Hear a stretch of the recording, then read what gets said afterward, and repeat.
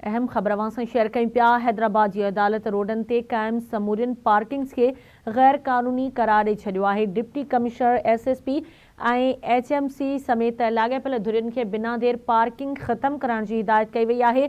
Additional session जज 1 तस्सवुर अली राजपूत की अदालत वकील फैसल मुग़ल की दरख़्वास्त ते फ़ैसिलो ॿुधाए छॾियो।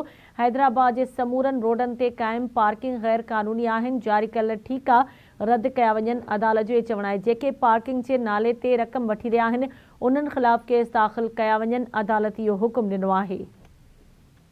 अहम ख़बर अवां सां शेयर कयूं पिया। हैदराबाद की अदालत रोडन ते क़ाइम समूरियुनि पार्किंग्स खे गैर क़ानूनी करार ॾेई छॾियो आहे। तफ़सील मालूम कंदासीं।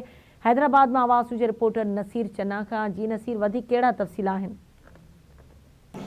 जी बिल्कुलु, हैदराबाद शहर में जेके समूरी पार्किंग्स आहिनि उन्हनि खे अदालत गैर क़ानूनी करार ॾींदे deputy commissioner SSP Hyderabad municipal corporation समेत लाॻापियल धुरियुनि खे इहो हुकुम ॾिनो आहे त जेके गैर क़ानूनी पार्किंग आहिनि उहे ख़तमु कराई वञनि। एडिशनल सेशन जज तस्सवुर अली राजपूत जी अदालत में वकील फैसल मुग़ल दरख़्वास्त दाख़िल कराई हुई, जंहिं ते अदालत फ़ैसिलो ॾींदे इहो हुकुम ॾिनो आहे त हैदराबाद जे समूरनि रोड रस्तनि ते क़ाइमु जेके पार्किंग आहिनि उहे गैर क़ानूनी आहिनि ऐं जा जारी कयल ठीका जेके आहिनि उहे रद्द कया विया आहिनि। अदालत इहो बि हुकुम ॾिनो आहे त जेके पार्किंग जे नाले ते रक़म वठी रहिया आहिनि उन्हनि ख़िलाफ़ केस दाख़िल कया वञनि।